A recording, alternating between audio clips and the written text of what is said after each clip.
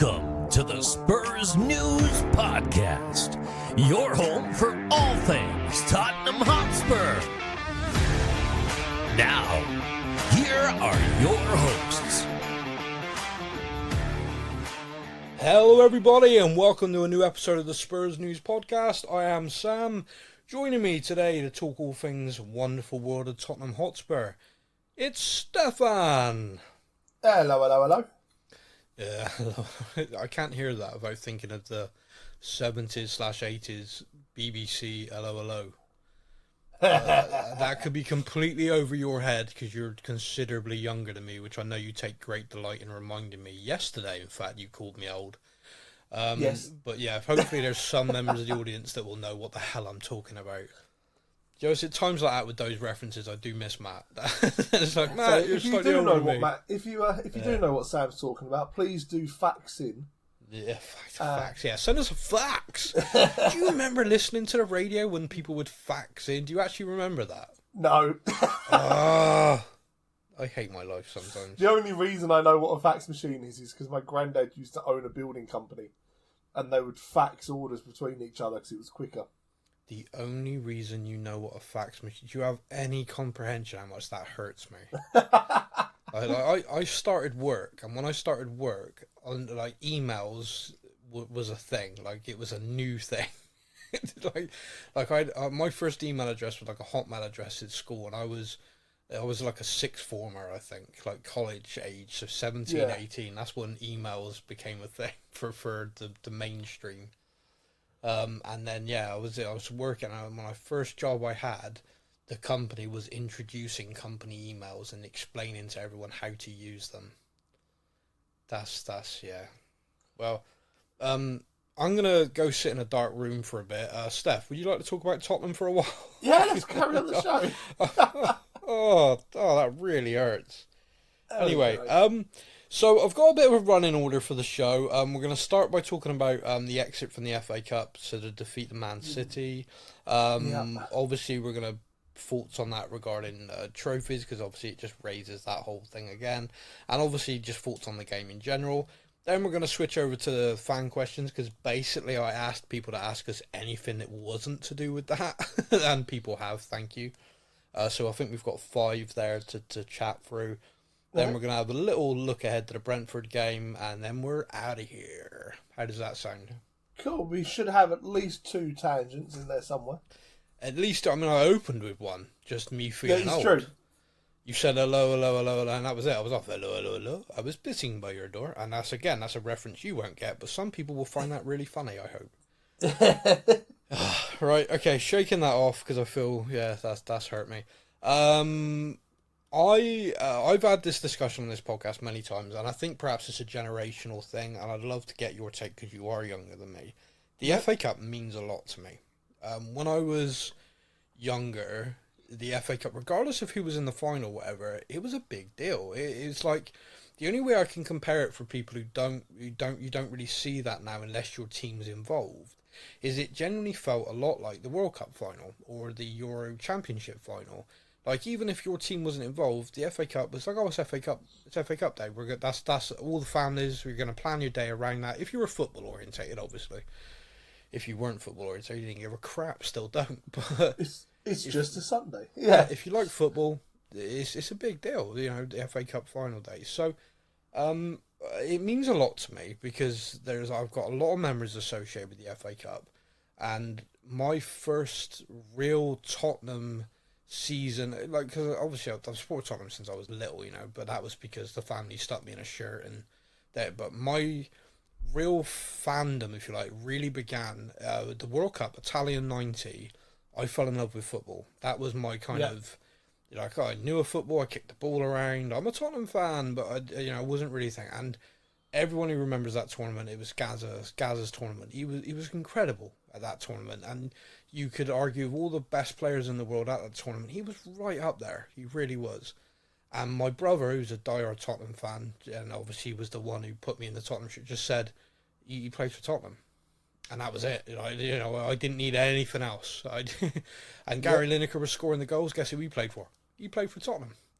So you had these two players that I just like. That was the tournament. I fell in love with football, and the two players that like stood out to me were both Tottenham players. I'm hooked.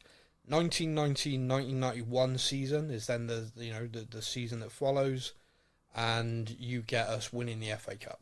And the first ever game I go to live is the FA Cup semi-final win over Arsenal.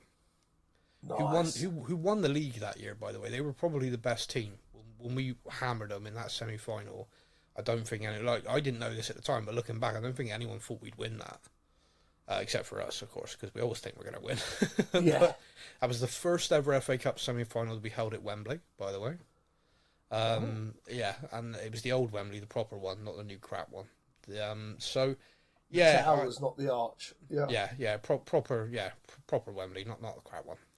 I really don't like them anyway. That's see, tangent. There was a tangent alarm.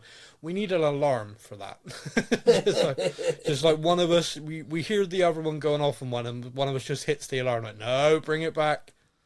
So it means a lot to me. So every season since 1991, I have not expected, but want us. I want that. I want to see that again. I want to see us lift the FA Cup again. And you got to remember, when we lifted the FA Cup in 1991, we lifted it for the 8th time, which was the highest of any team. At that moment in 1991, when we lifted that, we'd won that competition more than any other club. Yeah. And we've not won it since. Now, don't get me wrong, there's loads of reasons for that. In football changed, and we didn't change really with it initially.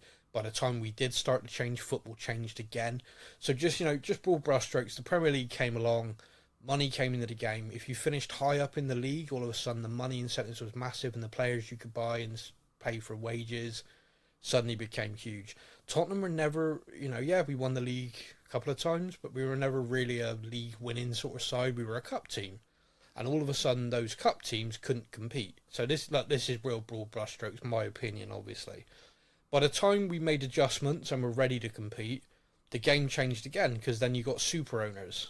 You got guys like Roman Abramovich coming in going, okay, well, I'm just going to spend £1 billion on every decent player there is, and I'm going to put together a super squad, and I'm going to take Chelsea from being not rubbish, but mid-table, to winning everything. And that, of course, made the other clubs like the Manchester United, Liverpool's this world try and step up again, and again Tottenham kind of got lost in that mixer. And then Man City was the kind of Man City kind of feels like it was the final example of this for me, because it kind of feels like after what happened with Man City were transfer. I mean, they were in League Two, and then League One. They sort of scraped themselves back to the Premier League.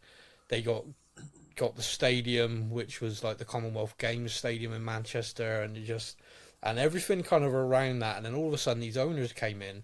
Do you remember the day because that was kind of funny, because it was transfer deadline day, and they signed Robinho. Do you remember? Yes. And it was like mental. Everyone was just watching, like these new owners have walked through the door and just gone, ka-ching, here's a wad of money.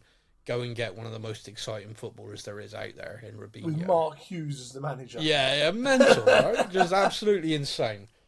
So then Man City became this super club, and FFP and everything, and we're gonna circle into that in a bit, because that's a great topic of discussion right now. But yeah, so it just kind of, they were like the last. So the game kept changing and kept being out of reach, and we've not won it since. I think the best we've done is semi-finals. I think we've got to a fair few semi-finals, and which hurts like hell. We got to the semi-final a couple of years later. We won it in 91. I think we were back in 93 and we lost to Arsenal. Kind of revenge, I guess, for 91. Yeah. But again, that stung like hell. I seem to remember us losing to Arsenal again in another semi-final a bit later on. We lost to Portsmouth in a semi-final, which to this day I still don't know how that happened. Yep. I watched that. I think I can remember us losing to Everton. I think that was a semi-final. So, yeah, we've not even got back to the final, let alone not won it. I mean, I know we've done a couple of things in the League Cup. Lost a couple of finals, won it a couple of times in that time. So the trophy debate aspect of the FA Cup defeat. The FA Cup defeat hurts me because I love the FA Cup. So just to go to the point, do It you is feel the magic of the cup, isn't it? do you feel that same affection for it though, being that much younger than me, or I don't know? Because like Dan, Polynesian Dan, this you don't give a crap about it. Yeah, shiny tin. I want to win the league. No, see, for me, the FA Cup is up there. Okay, good. FA Cup is right up there. I love the FA Cup. Like you were saying, like FA Cup final day. I remember, not so much nowadays, but I remember being younger, and it was like an entire day of TV. Yeah. Like you'd sit down at like midday, and they would be having like interviews with the team and highlights of the run to the final and all this sort of thing. And then the final itself was this massive spectacle, and you'd watch it all the way to the end because then a team would get to lift the trophy, and in the back of your head you're kind of hoping for penalties to really get the most out of it. And I'm one of these sick bastards that thinks all finals should be secured by penalties. That is sick. I want to see it go all the way. I want extra time. I want to go there proper. Even if Tottenham's in it. No, if Tottenham are in it, I want it over by half time. 5-0 win, please. Yeah. Yeah.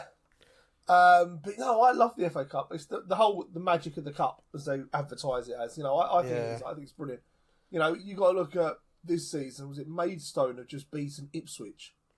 90 something places between them. There is something else.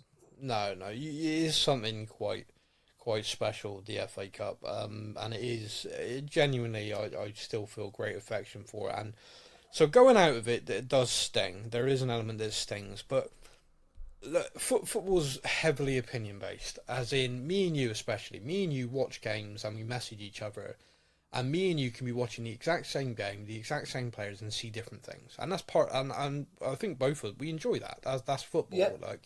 I'll say like, oh, bloody hell, he should have done this. And you'll go, no, I think that was right because of this. And I'm, oh, okay. So there's definitely times where we don't agree, and that's, again, part of football. But the vast majority... We're not allowed to talk to each other about Cuti Romero. No, because he's a god and you're stupid. But yeah, so it just kind of, it's like we go through things. And what I'm trying to get to is like everyone can watch games and everyone can kind of have different opinions. And there's certain people like in the press, for example, and there's certain people who are well-known football commentators and stuff. They put together content and they go through it. And I watch lots of it. I listen to lots of it. And very rarely do I find myself being a complete outlier. So very rarely do I find myself where my opinion is so different to everyone's. I kind of like, oh, I'm a bit different there, but I think. But on that game, I'm gutted we lost. I'm gutted by the way we lost. Like that goal, like really irked me. Yeah. But I didn't feel bad. Like I didn't feel we played awful. I thought Man City were exceptional. But I didn't think we were that bad. And there, like, people have pointed to the stats that we had like one shot, we didn't score the first time under Ange, and we didn't play Ange ball and everything. Again, you can run with this, but I'm just going to say, people do realise there's two teams on the pitch, don't they? Like sometimes you can play against a team and they are so freaking good at controlling the football that you only get to play in brief moments because you don't have the ball the rest of the time. And when we did have the ball, like I watched us play out from the back against the best pressing team in world football. I don't think anyone can argue that. Man City press like friggin' animals and are brilliant at it. They hunt in packs, and when they're playing like they did against us that night, it is actually, like if I was a neutral, I'd be like, wow, that is so impressive. I mean, as a Tottenham fan, I'm even going, God, that's impressive. But what impressed me more is we played through it. On a regular basis, one touch, two touch, quick ball. Even players that at the start of this season, I thought, oh, no way on this earth will they ever do it. Like Højbjerg, for example. I was watching that guy go, take the ball, one touch, turn, pass it, move out from the back. And I think I can count, when you consider the press that we were up against, I think I can count on one hand the times we were caught. And when you consider the amount we played out from the back, they had like 12 corners, I think. Yeah. Which resulted in goal kicks or the keeper having the ball and, obviously one goal. But that means we were playing out from the back a lot. They had shots going here, there and everywhere. We not once did he kick it long. The whole time we were trying to drag them out of their position. And if someone in our team had the ability to pick a run from Werner, we'd have turned him a fair few times. Oh man, he had like a good 10 runs. Yeah. Which, I tell you, who was on commentary. I think it was Ali McCoist. And yes, it was. I really, he sees the game, especially forward play. He was a great striker, and he sees the game sometimes very differently to a lot of co-commentators. And I quite like listening to Ali McCoist. And he wasn't frustrated, but you could hear it in his voice. He was like, he is running, and the runs are brilliant, and no one's fighting, like no one's picking him out. Yep. And you could almost hear Ali was almost like, look, give me a minute, I'm going to run down to their bench. Someone's got to tell him. Because it's like, this is driving me crazy. I'm watching this guy do all of this work. And he did so many great runs. No one would pass to him. No, and yet I'm reading, like, in all the write-ups and everything, and I'm watching all these people write their review, and like, oh, Werner completely ineffective, did nothing all game. Yeah. Okay, I suppose you could say that, but then at the same time, he did everything he could do. If people aren't able to find him, because there was one time where the ball was played to him, and Kyle Walker defended brilliantly, and that hurts me to say, but he did. He defended brilliantly. And then all of a sudden, the narrative became, and everyone said, oh, well, he couldn't get past Walker all night. It's like, no, that's a nonsense. He managed, he was getting in behind constantly, but the ball wasn't played. Now, Kyle Walker basically became like a right wing for a lot of that game. He wouldn't have been able to do that if we're and a few people in the comments were like, yeah, if Sonny was playing, it would have been different. Well, let's play that game again, identical, but just literally swap Werner and Son would have been stood there all night as well, making these runs, no one passing in the ball. Is there a debate where if it was Sonny, someone would have tried? I hope that's not the case. I hope they just couldn't find the pass, because if there's a reason they're not passing it to Werner, then that's awful.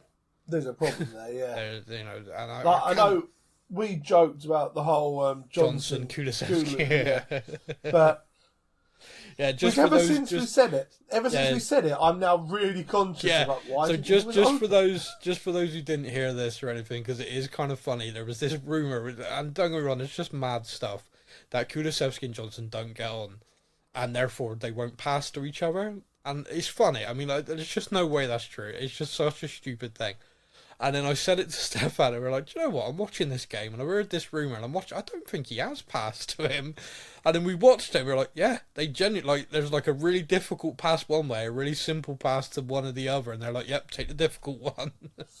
Every time. Yeah, and now it's like every time I'm watching it, I'm like, yeah, they don't like each other, you can tell. Something's not right here. It's funny. It's funny. So for me, I didn't feel that we were embarrassed by Man City, which teams can be. Yep. I didn't feel that we played badly. I felt that Manchester City didn't allow us to play enough that we could play. And, you can have that argument of, well, we should be grabbing the game by the scruff of the neck and da-da-da-da. Well, yeah, okay. You can make that debate, but we are. Ange Postecoglou said afterwards, he said they are 8 years into their under Pep being coached by. They are a machine now.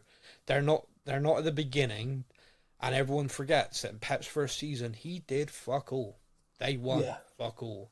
They looked crap on a regular basis, and then he spent a shitload of money. They look better. He spent a bit more money, they look better. And every window, or every summer anyway, Man City will drop some money on at least one player, and he will just keep it fresh, keep it going. That's what he does now, because it's now a machine. Everyone in that club, everyone in that squad, everyone in the academy, it's Pep. They know how they play. It's like cogs. Players just come in and out of the machine, and the machine keeps rolling. Yeah, he's got it that way.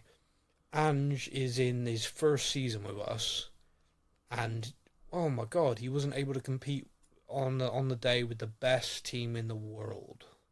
And you say, we didn't play bad. We did compete with them. Bad. We played through them. We did stuff. I think this kind of narrative that's there. It's like, oh, he didn't play Ange ball. Well, I felt like we were. I felt like we were still trying to play our game. We were playing it out from the back. We were trying to cut through them.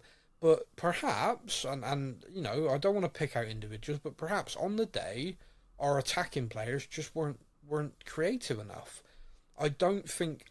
Okay, I will pick people out. I don't think Kulusevski had a good game. I think he has looked very good in a number of games centrally, and I think he completely fell flat in this one. I think the level of Man City's midfield, like Rodri, they're a level up. They just are, you know, and you need to be. Maddison really would have been a difference maker in that game. I'm convinced Maddison finds Werner, and once that happens, Man City have got something to think about. Werner's not a natural finisher. He isn't going to go through on every ball and score. We all know that. But the Man City defence would have had to have got deeper because he was just every time. He was just in every time. And once that happens, that creates space. All of a sudden, Kulusevski looks a different player. All of a sudden, Maddison can run with the ball, not just clip a pass. The game changes. And Kulusevski, Højbjerg, they didn't have it about them. Bentancur didn't have a good game for me. And he's a phenomenal player. But he was anonymous largely in that game because I think he was having to work so hard just to try and keep up with that Man City machine, the midfield. He didn't have any impact in a forward sense, and he always does, if you think about it. He's like a transitional expert. You know, we play out from the back, it goes through Bentancur, and he transitions it brilliantly. But in that game, it was non-existent. So I think you can look at it and go, we were playing Ange ball, we were playing our way. Man City just didn't allow us to play that well, and just on the day, certain individuals going forward had off days. Yeah, and so for me, that's how it is. So it wasn't our best performance, I got to say, you know. But like you say, it wasn't our best performance, but that's because we weren't allowed to play our best football. Yeah. Hindsight being hindsight, I would love to have seen what would have happened if Maddison had been fitter to play more of the match. Definitely, yeah. Would some of those Timo runs have been found by Maddison? I think so. Would it have just given Man City another dimension to their defence of what they would have had to have looked out for?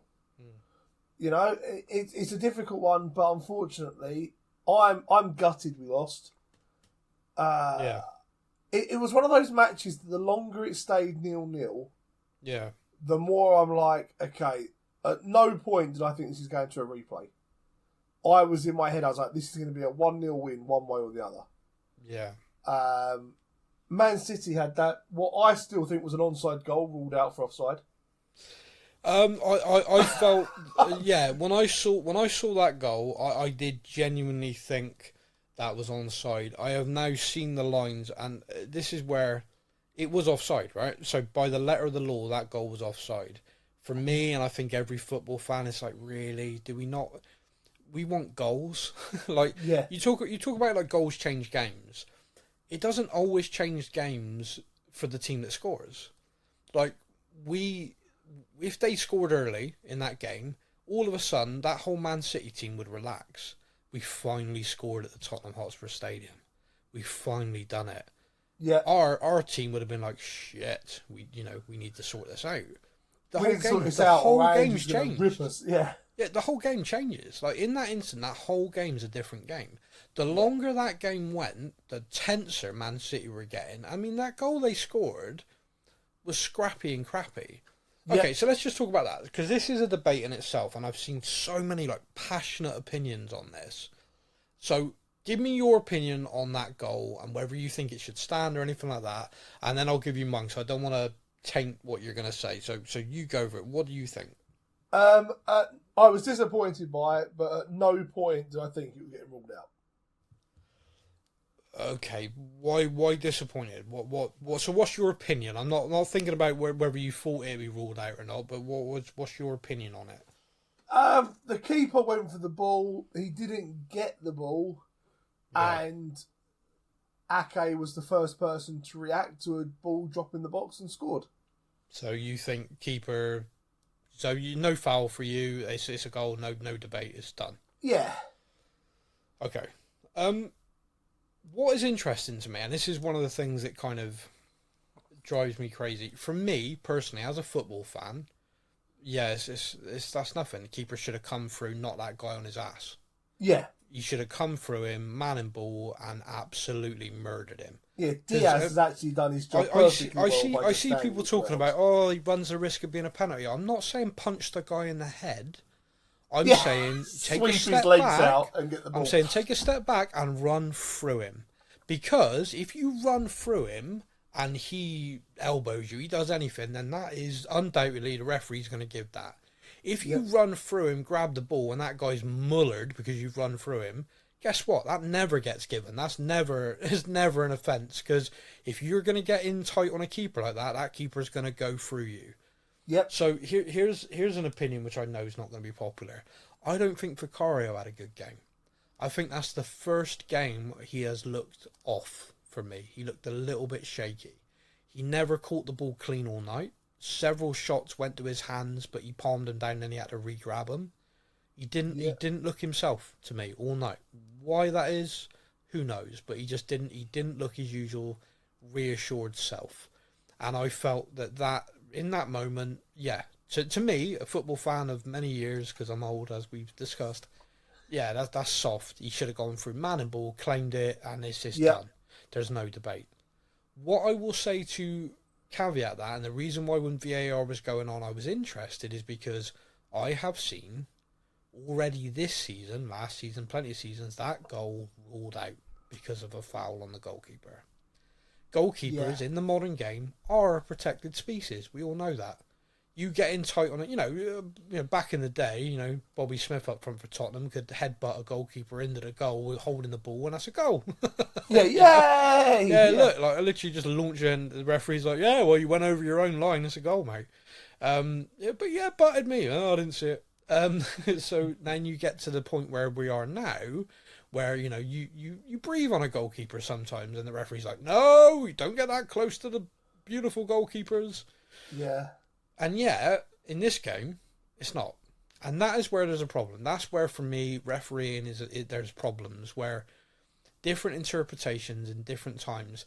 Now, if that's the referee's interpretation on the day, then we all got to go, okay, that's fine. Like, for me, I look at it and go, yeah, okay, I get it. But if we then play the game tomorrow night, we play Brentford. Now, imagine we go up there and someone puts pressure on the goalkeeper, we score the same sort of goal, and the referee chalks it off and says, no, that's a foul. That's when you start getting really quite annoyed. Well, that's where you're raging. That's where everything about football is aggravating, and unfortunately, that's really realistic. If you think about it, it is. You can imagine it, right? Cutie Romero goes in tight on the goalkeeper, basically blocks him off. Goalkeeper's not strong enough, like Vicario wasn't. Someone taps it home. Referee goes, "Nah, that's a foul." Cutie, that's a foul, and that's bad. And the reason why I'm using Cutie as the example on that is because I do believe, and I know you might debate this with me, every referee goes into every game with Romero now going, oh, he's a booking. He's a problem. So if Cutie's tight on the goalkeeper, oh, that's got to be a foul. That's Romero. However, do you see where I'm going with this? If someone like Brennan Johnson was standing in front of the keeper... Possibly not. Who knows? Not as much, I agree with that. It's an interesting thing, and it's a perception thing, and look, you got to play to the referees. I get it. VAR and stuff just makes it feel that little bit more aggravating, because you'd think that VAR would mean that all the decisions kind of become should be all the same. Like if the interpretation of that rule is, nah, keepers have got to be stronger in that instance, and it's applied like that across the whole league all season, no one's even batting an eyelid about it. No one's even. But I can think of 3 examples, including one with Man City, by the way, where that goal's ruled out. Yeah, and I think straight away. There was a Liverpool one. I remember a Liverpool one was like 2 weeks ago.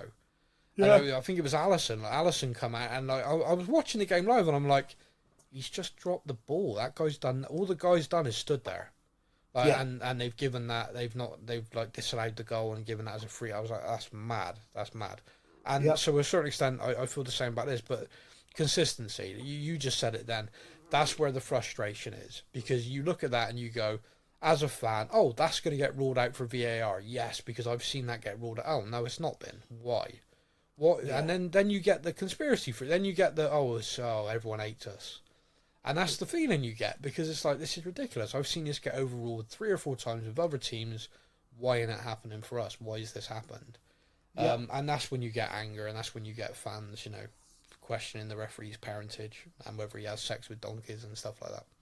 So, Okay. I don't think there's anything else on that game I really want to go over. I didn't think we played as badly as people tell me we did. I'm gutted we're out of the cup.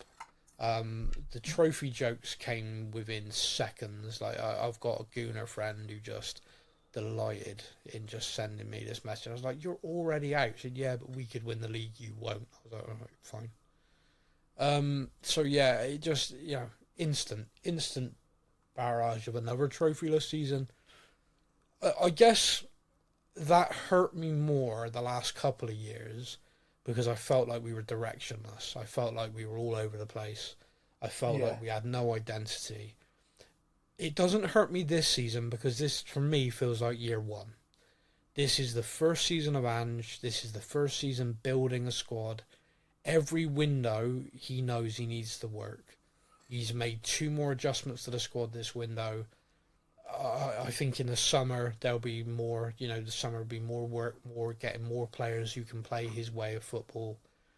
Next season will be a massive test because teams will know how we play. So it's going to be a huge test. Can we raise that game? Can we become the Man City of we play our way, you know how we play, but we do it so friggin' well you can't stop it anyway.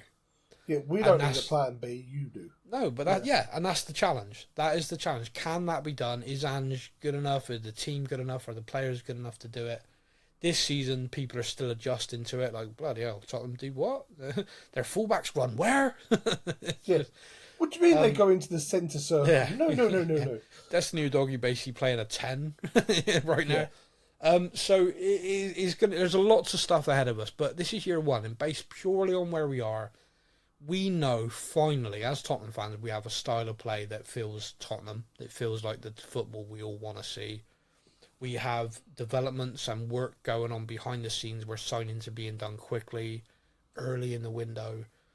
They're being brought quietly. They're being done quietly. They're kind of being announced. The work's being done. Yeah, so it's kind of everything's going in the right direction.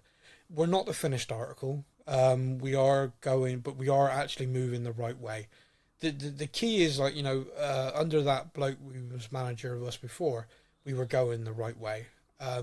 Did we reach the finished article? I think we possibly did under him, and we were just unlucky a little bit. I can't think of another way of describing this penalty decision in a Champions League final in 40 seconds or whatever the bloody hell it is. There's definitely a curse somewhere. So that's that. Yeah. I don't think there's anything else more we need to really go into on that. So if you're happy, we'll hand the show over now to our fellow Tottenham fans and their questions and their comments. Let's do it. Now it's time for your comments from our social media.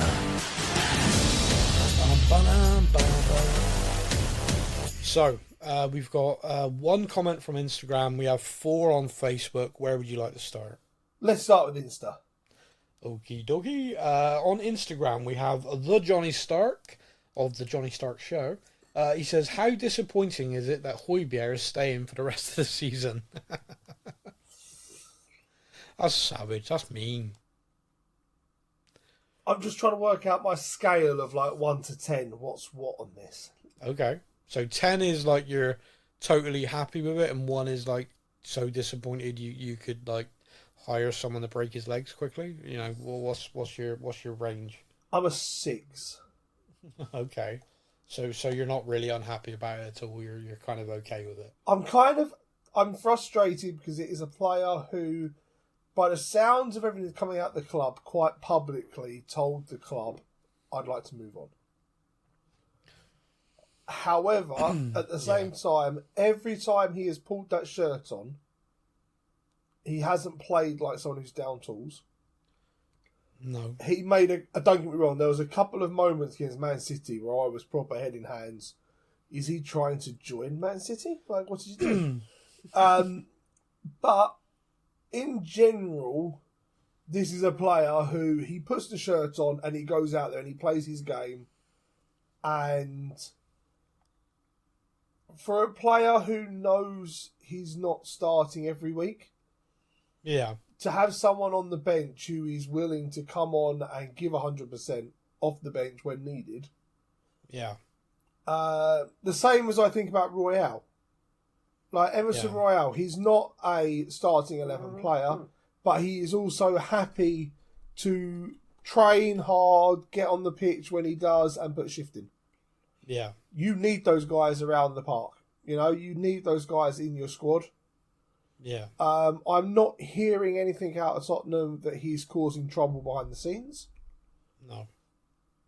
So, therefore, if the right bid doesn't come in and we don't get to replace him, then, keep him around till the summer and then evaluate in the summer what options are out there. Yeah, I mean, for me, he isn't a player that's super tangible. I think he's working hard, doing what he does, but he doesn't really suit the way Ange wants to play. So I think he's a player who will move on and be replaced in the side. It's interesting about the thing, because he put out a statement yesterday via his manager, basically saying he's never asked to leave. He's completely focused on the club, and he's not going anywhere. And obviously that'll all be reassessed in the summer, like every season. But that's what he said, and that's why this has come out. This is why people are now discussing it. The interesting thing in that is about, I've never asked to leave. He literally fired his agent because his agent didn't get his move he wanted last summer. That was quite a public thing. So it's a weird statement to put out. But again, look at the date. If any deal was going to be done for him, it would have had to have been done by now, because we would need to bring somebody in. So I dare say we've reached the point now where the club have gone, look, even if someone comes in, you're staying, mate, because we haven't got time to replace you. Unless some miracle happens really quickly, it ain't going to happen. Yeah. We need an offer on the table for Højbjerg, and at the same time, agent phoning. For who? Højbjerg. Yeah. Højbjerg. You sounded like me. You sounded like you went farmer. I know. I got that Højbjerg. Growing a crop of them. No, Pierre-Emile Højbjerg. Højbjerg. Yeah. Like, we get an offer on the table for him of a really good price at the exact time that an agent from another club phones Daniel and goes, I've got this player that's a great fit for your midfield, and he's available right now. Like, unless that happens at the exact same times, it ain't going to happen. It's insanely unlikely that I said this yesterday, and I've kind of put my head on the chopping block. I don't think we're doing any other business in or out. Maybe a loan out or something, but this window. I think it's funny because there's a big perception thing. We did our business early and really well.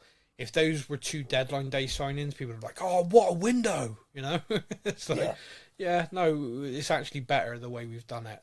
I can see us possibly selling Brian Gill, or at least loaning him out. That's the only I was going to say, that's what I said, a loan out possibly, but... yeah. Again, and that's just because we've now got an abundance of wingers and forwards. Look, I nothing against him, but it's not worked. No. He doesn't look good. He doesn't look settled. He doesn't look like a player who's... Sometimes you can see in a player flashes and you go, okay, right, you've got to keep giving him games and time, minutes, and see if he can come through. I've not seen anything in any game against any opposition to really make me feel that way.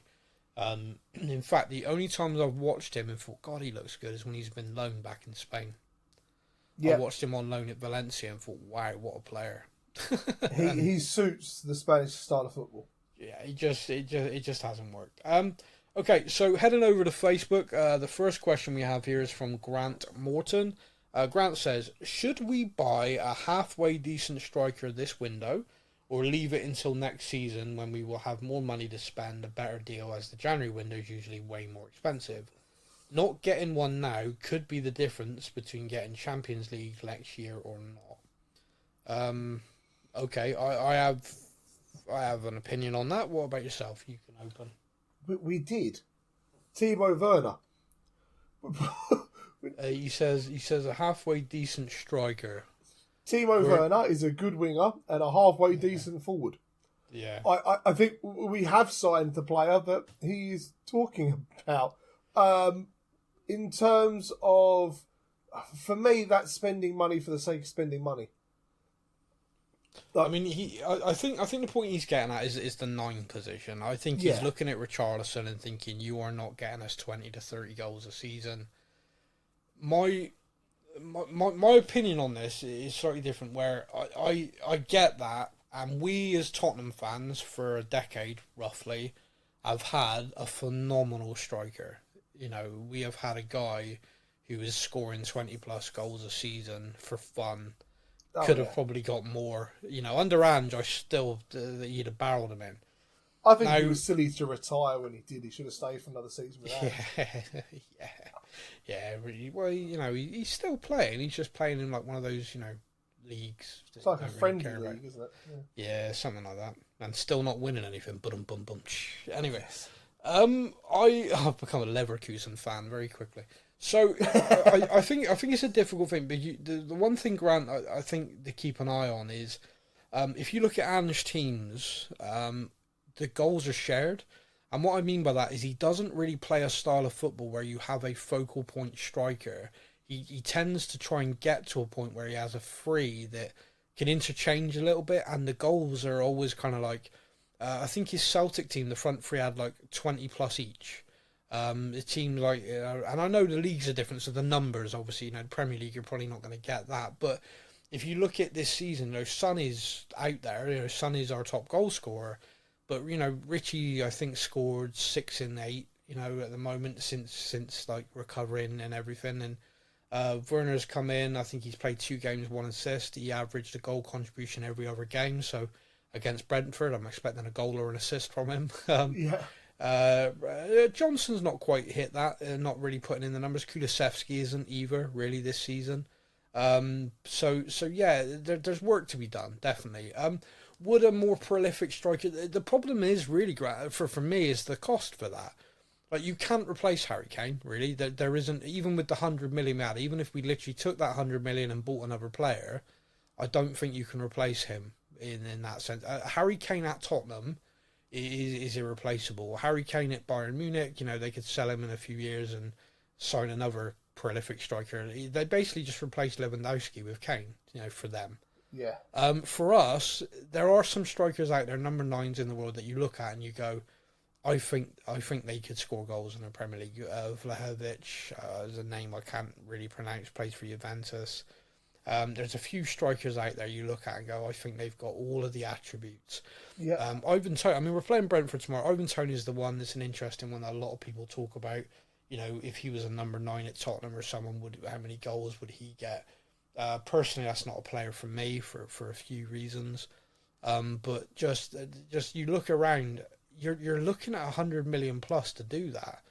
And I don't think in Ange's system, you know, what we want is, as a team, to be like a machine and everyone getting in on it. Because I think also, from a defensive point of view, if you've got Sonny, I'm just going to pick 3, by the way, Richie, Sonny and Werner, right? And all 3 of them, let's just say it's next season, those 3 have all got 10 goals each. We're like, you know, midway through the season. If you're a defence and you've got 3 forwards who are as prolific as the other, you know... You are, it's like, okay, right, we're going to double up on Sonny because Sonny's the one who scores the goals. The other 2 can't hit a friggin' barn door. Mm-hmm. That's the way you're, you know, human nature, isn't it? You kind of, okay, that's right. Show Richie on his left foot, he ain't going to do nothing. Show Werner on his right foot, he ain't going to do nothing. Sonny's 2-footed, right, okay, you double up on him. Yeah. But if everyone's scoring, you know, and I know I've just plucked those names, pick any 3 you want from our squad, but if everyone's scoring, it creates a completely different dynamic. You know, teams used to mark Kane out of the game. You know, all of us are rose-tinted glasses on Kane now, but some games he was friggin' anonymous. Like, against good teams, good defensive teams, he'd be marked out of the game, and that's why he adjusted his game to come deeper and become a playmaker, because he knew, he's like, well, I can't, you know, I'm up here, I'm not getting the ball. There's nothing I can do. So he drops back and and he links up the play, and you know he's just a well phenomenal player. So looking at next season, let's stick with those three players you just mentioned. Yeah, you've then got to remember that we're going to have a fit Madison behind them as well. Yeah, and all of a sudden you've now gone from one focal point to four. Yeah. Well, that's your entire back four and a central midfielder. Yeah. Taken care of. Yeah. Because no one knows who's going to hit the shot from where the next pass is going to go. Yeah. You get a front three and Madison all fizzing the ball to each other, moving around and taking shots. How do you mark that? Yeah, no, you're right.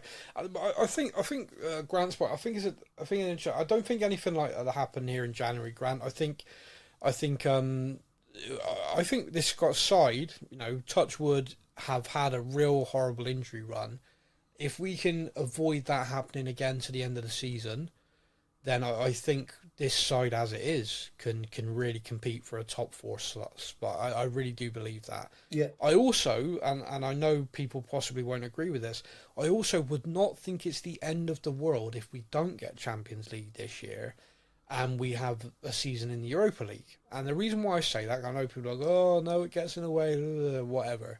It's European competition. It's the progression of this side. Andrew's come in, no Europe. First season, he achieves Europe and everything like that. You've got to remember, it greatly dictates your recruitment and everything, what you do next. And there are some incredible academy players we have who I think, if we're in the Europa League next year, become the squad options.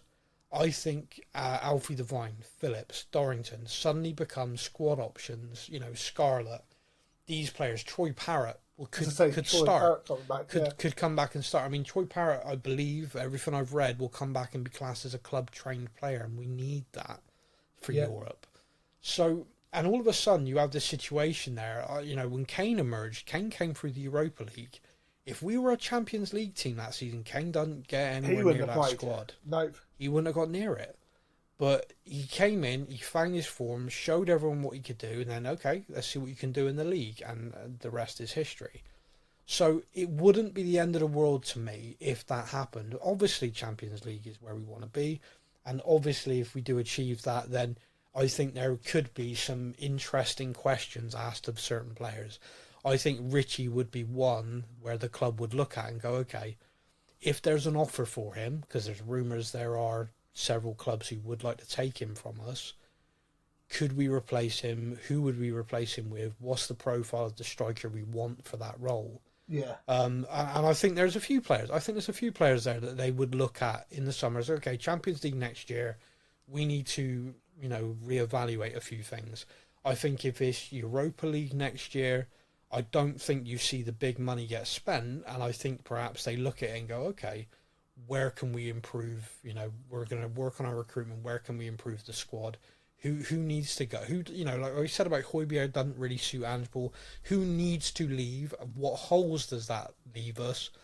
What are we going to do to plug it? So yeah, I think we're good enough. I mean, it's literally tomorrow. Tomorrow's deadline day. So yeah, I love deadline day. Really? I do. Oh, I find it just a massive anticlimax now. We never do anything. No, ignore being a Tottenham fan. I just love transfer deadline day. Oh, like, fair enough. It used to be Jim White in the yellow tie. Yeah. And you'd get like the most bizarre stories appear on transfer deadline day. I used to love it. Do you remember? I loved it right up to the point. Peter turning up in his car at people's training grounds. Like, I'm here for a medical. Not put a bid in for you. Oh. I remember. I remember enjoying it right up to the point I realised Sky is sponsored by Sky Bet, and all the rumours they were talking about people were losing money on Sky Bet. That's when I kind of went, oh, that's interesting. Okay, the next one's from Tom Perks. Tom says, shall we continue the Juventus raid and look at Samuel Illing Jr. or Matthias Sola? I think it's Sola. Mm-hmm. At least the first would satisfy a homegrown player with his youth affiliation with Chelsea. That's if we can still call them Chelsea. What are they now? Yeah, probably not. Probably Yeehaw Chelsea. I don't know. The Chelsea Cowboys. Yeah, Chelsea Cowboys. There we go. They're certainly trying to play like Dallas Cowboys with their bloody throwing the money around. Yeah. To be honest with you, the Juventus thing's funny because the Paratici just basically, like, the Juventus recruitment he did was excellent, and then they obviously had their problems and they all went, and now Paratici's like picking them all up again. Yeah. Ooh. The first name he mentioned, I've heard a lot about him, and he is meant to be a very good prospect. And technically homegrown, so I wouldn't mind that. Yeah, I'd rather go for that striker that neither of us can pronounce. It's awkward for me. I don't know them really. The striker I've seen a lot of purely because I've seen people putting together compilations going, "Come on, Tottenham, come on, Paratici, do us this favour." Oh, don't. Do you know what? Compilation videos are one of the worst things that's ever been invented. Do you remember that in the summer? Was it Orbton Gift or something his name was? Yes, Gift. Yeah. Every person who had software to edit a video was putting together videos of this guy in a Spurs shirt. It's going to be, it's going to be amazing. It's amazing. His Gift club are now Orban. selling him for like a third of the price we were quoted. Sold him. They sold him, yeah. Sold him. For a third of the price we were quoted to just get the guy out the club because he scored 4 goals all season. Yes, Gift Orban is now playing in France. Yeah. Good luck to him. But yeah, Tom, to answer you, any player of quality that Ange wants and meets our new recruitment criteria, I'm on board with. Yeah. I don't know enough about them to really say. I don't even know the position of Samuel Ilin Jr. Do you? Winger forward. Yeah. No, let's not sign any more wingers. He would come in and replace someone like a Brian Gill. Would come in and replace Johnson. Yeah, okay, I hear you.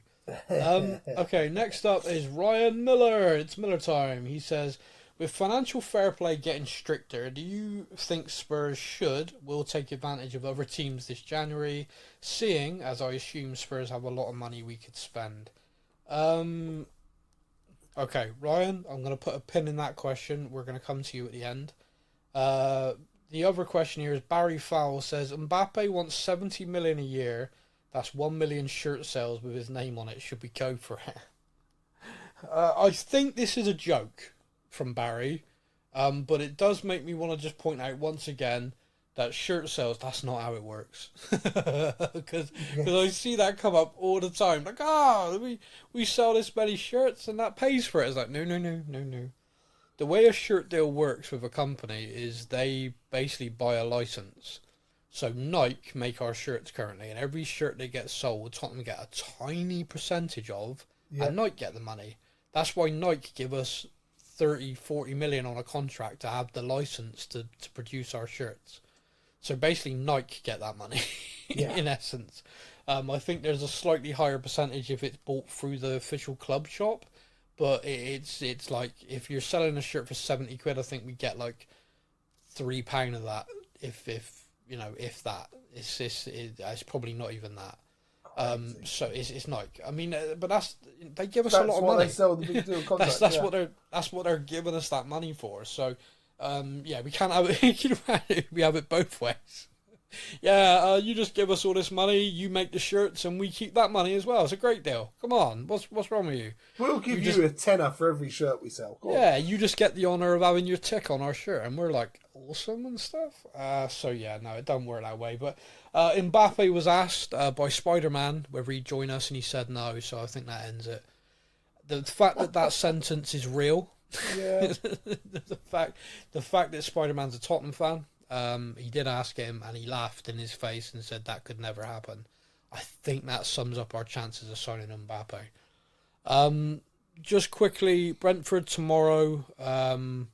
It's home. What's your feelings on it? How do you feel?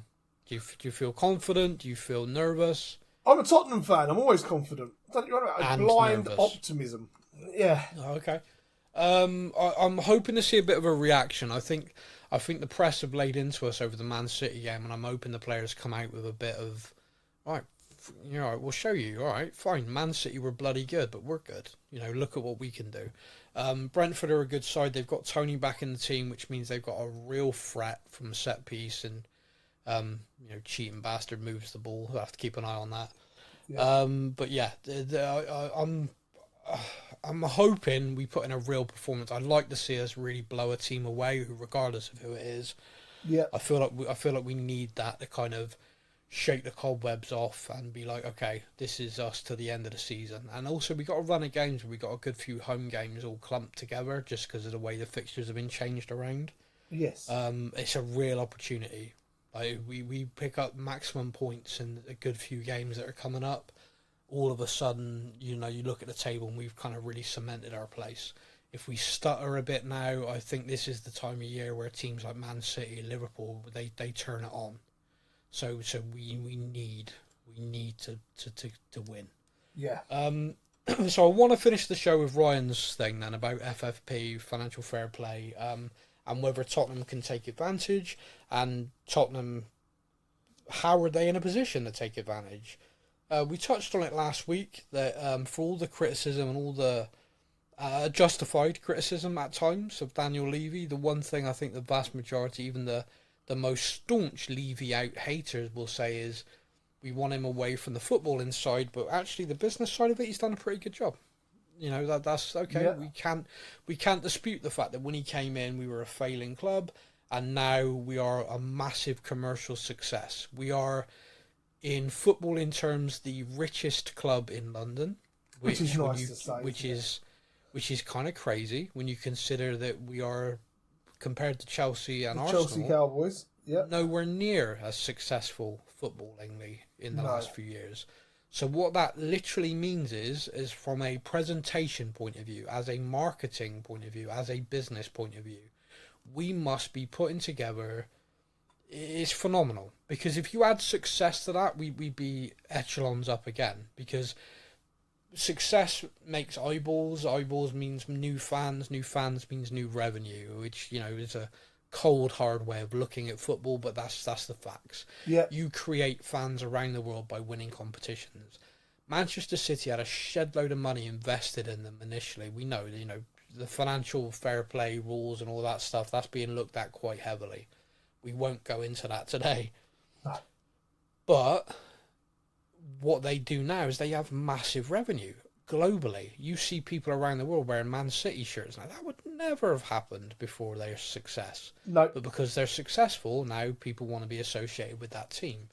And that's what happened. So, and that's why Manchester United became a behemoth. Yeah, to go into that. So I've got, through my wife, she has family in Holland. Yeah. And they've got a little boy who is, my little one is 8. He must be 8 or 9 years old.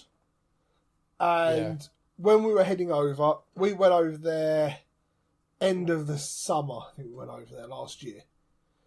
We always send them a message like, look, we're coming over. Is there anything from over here you want us to bring over for? With like any presents or anything like that we can get over here to bring over? Yeah. And their little boy wanted either an Mbappe shirt, right, or anyone on a Man City shirt. Yeah. And I sent back, I was like, why? Like, why Man City? He wants the shirt because they win everything. Yep. And that was it. Like, there's no... And that is a massive thing, I think, the difference between a club like your Man Cities and your Chelseas that have had all that money injected into them, and a team like Tottenham, for example, is a lot of their fans are there because the younger generation are like, well, they win everything, so I want to support them. Yeah. No. If you're a Tottenham fan, you are a Tottenham fan.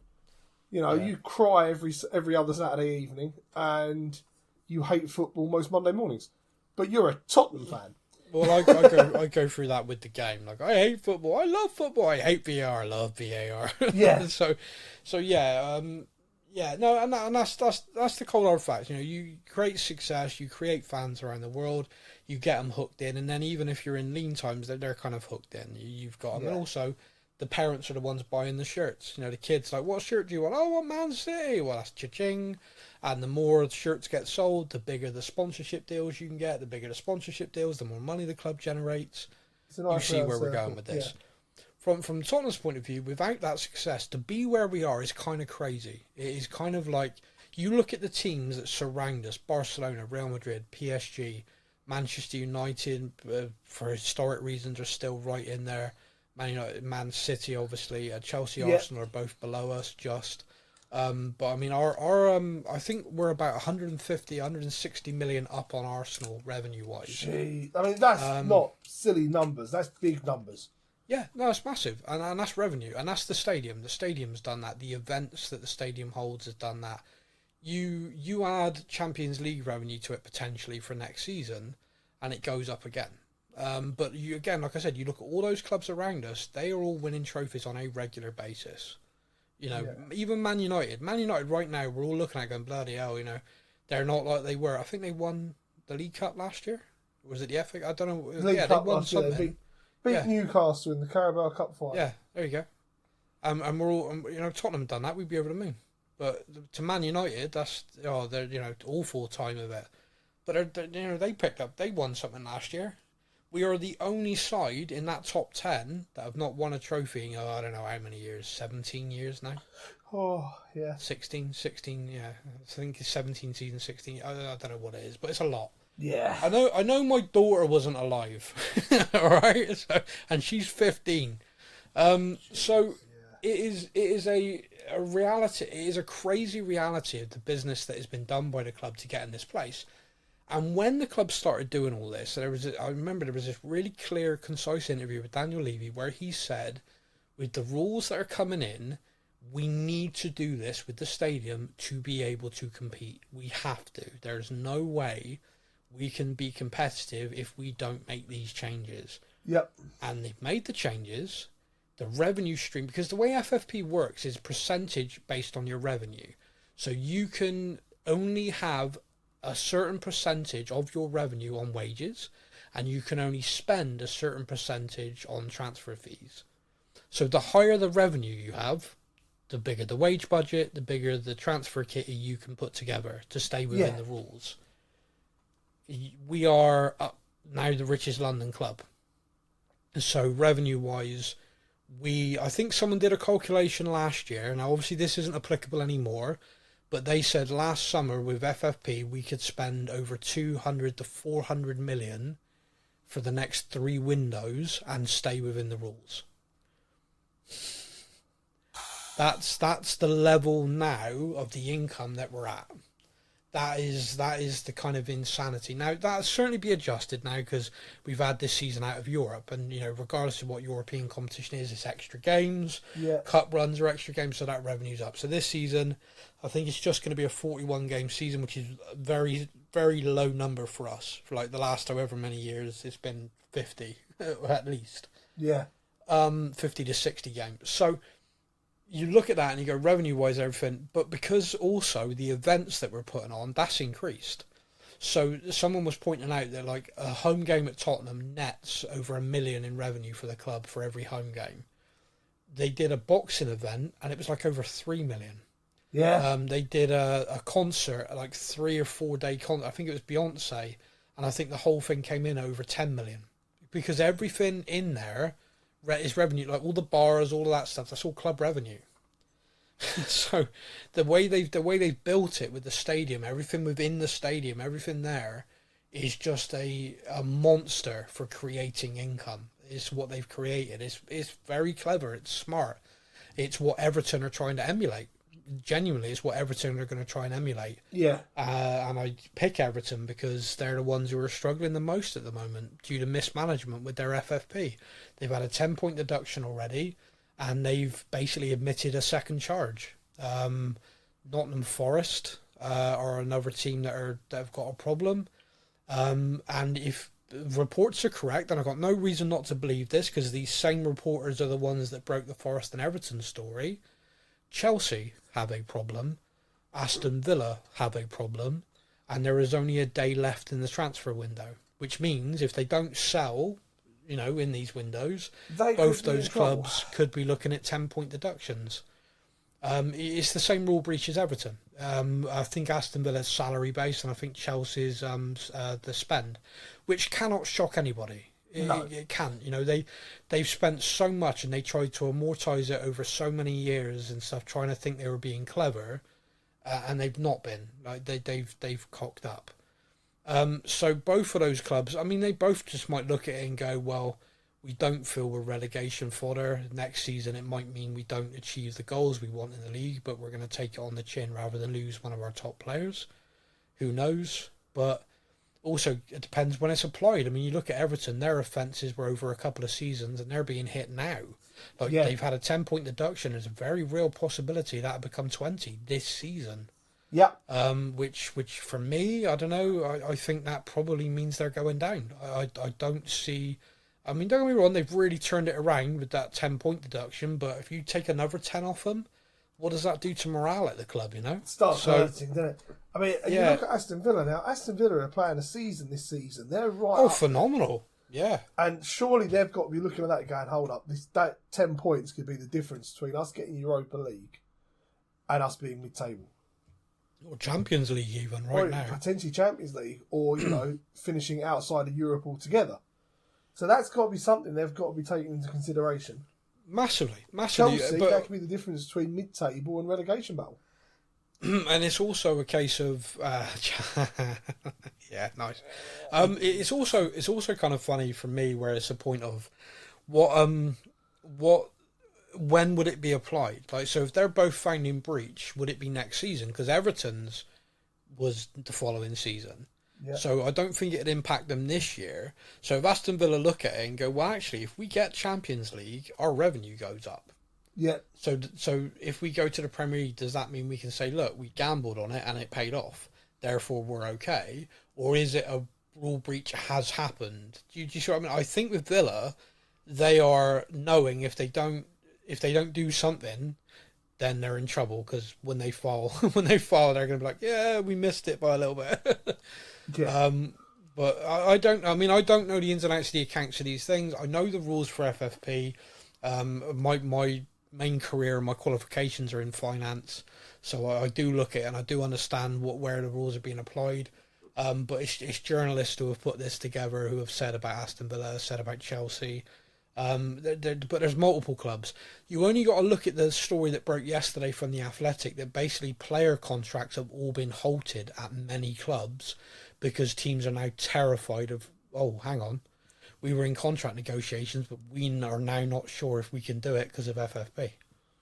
So there's players in limbo, and this is obviously agents are shouting their heads off about this, and that's at multiple clubs. That's like I've seen many clubs. I think it was this morning, bro. That Tottenham were linked with the young Norwegian winger. Yeah, Nusa, yeah. He was going to Brentford. Yeah. That deal is now pretty much off by the sounds of it. He failed the medical. Yeah. Apparently there's a knee issue with cartilage like floating in his knee.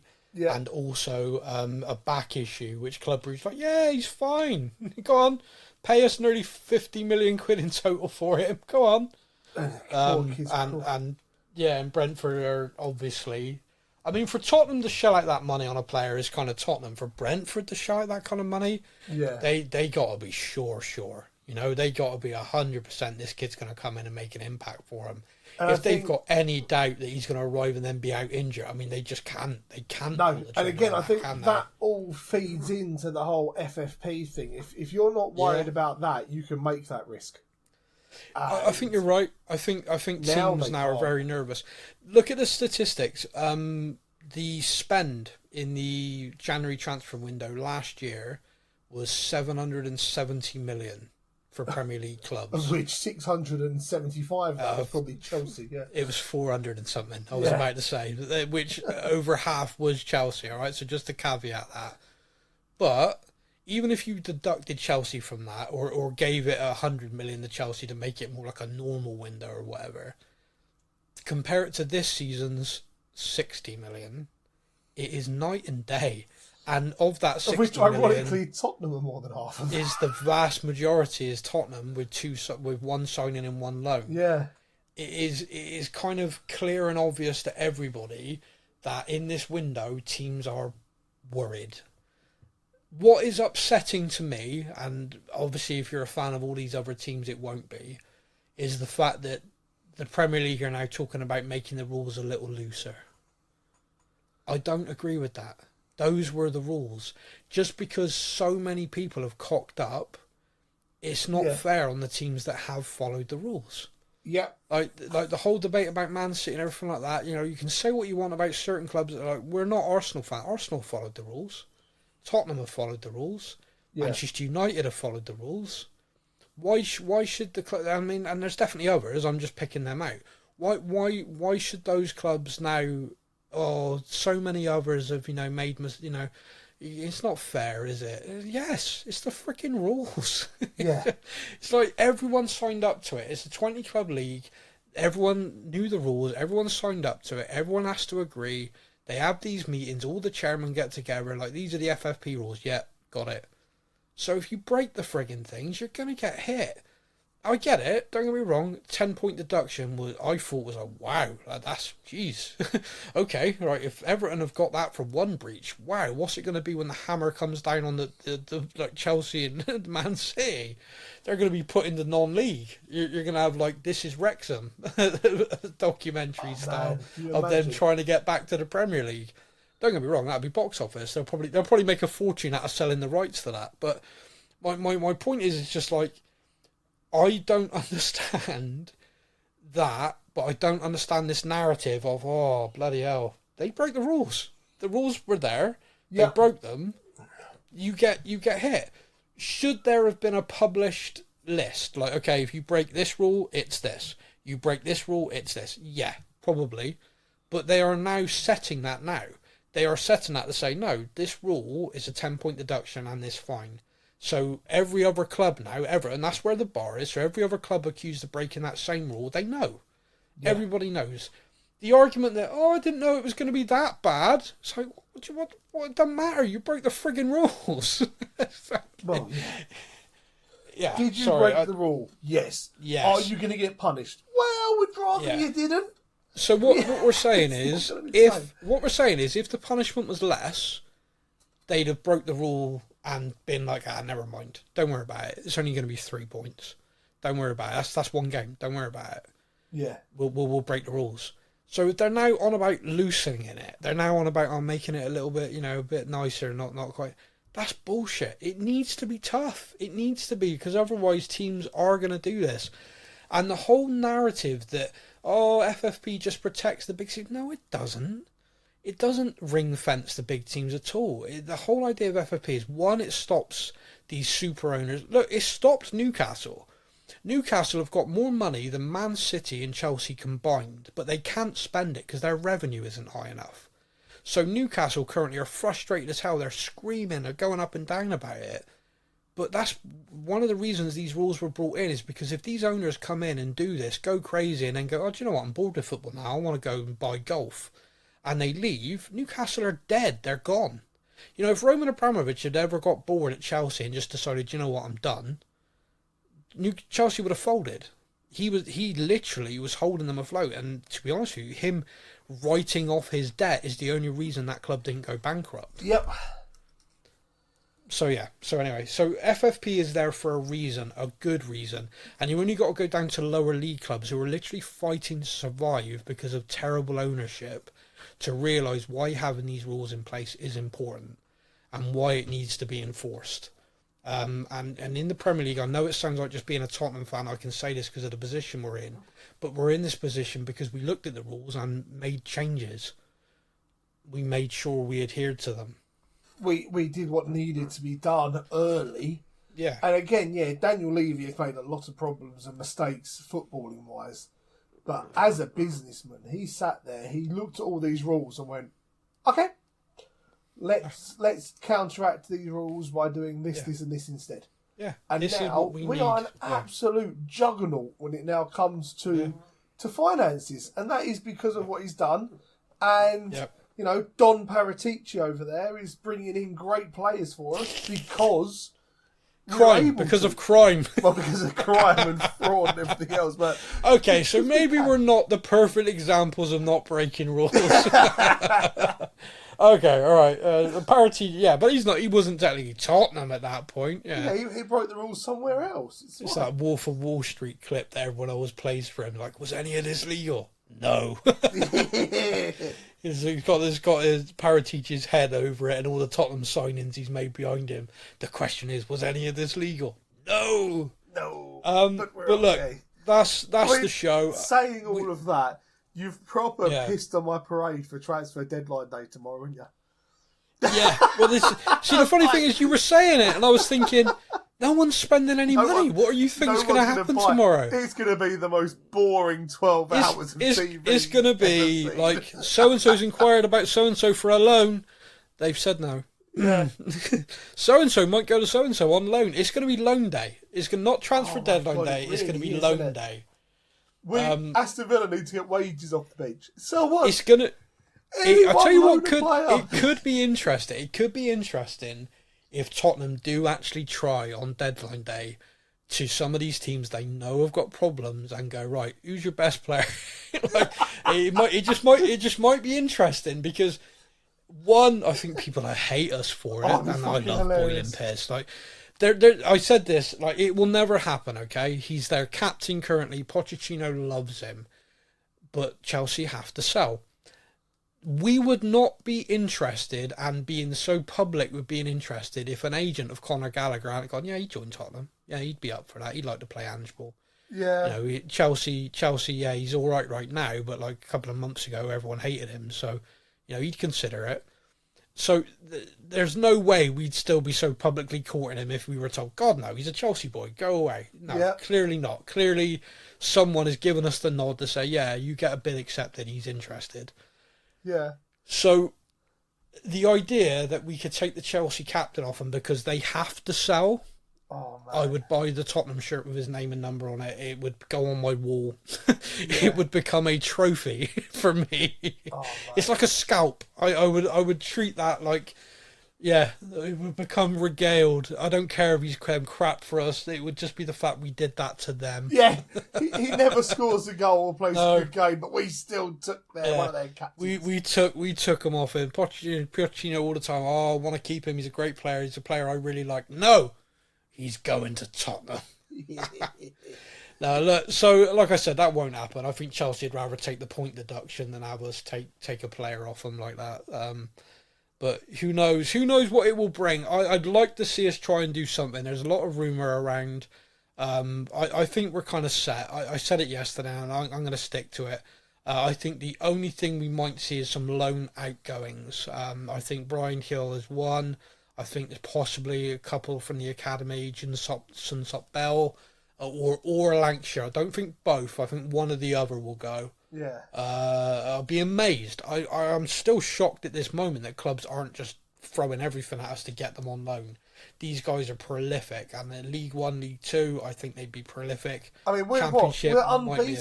Under 21s are unbeaten. Not unbeaten, mate. 100%. They've won every game. In Premier League 2, they've won every game, and they are scoring for fun. Yeah. Lancashire got a hat-trick in a 5-3 win the other day. We were 1-0 down, then we were 2-1 down, and we won the game 5-3. They got the last goal, like, where basically we put the deck chairs up and we're putting our feet up. So you would think, like you say, League 1, League 2 teams surely are monitoring that League 2. Yeah. And Premier League 2 and going, hold up. I think there's got to be. I think it's just a case of us looking at it going...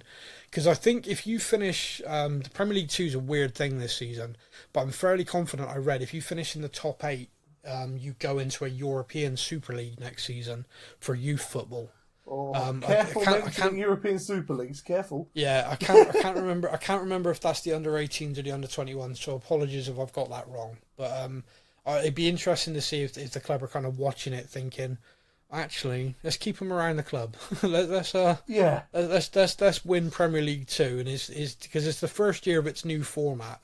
The irony of this, of course, the hilarity is in the old format last season we were relegated. So we shouldn't even be in this league. It was the fact they reformatted it is the only reason we're in it, and we've won every game. I mean, it's amazing. Batshit. Yeah. Anyway, is there anything more Tottenham than that? But anyway, that is our show. I want to say a massive thank you to everybody who continues to listen and message in. We really appreciate it. We will be back next week, hopefully, to discuss a victory or two. Until then, everybody, you all take care. Come on, you Spurs. Thank you for listening to the Spurs News Podcast. We hope that you enjoyed the show. Stay up to date with all things Tottenham. Follow us on social media. All links are in the podcast description.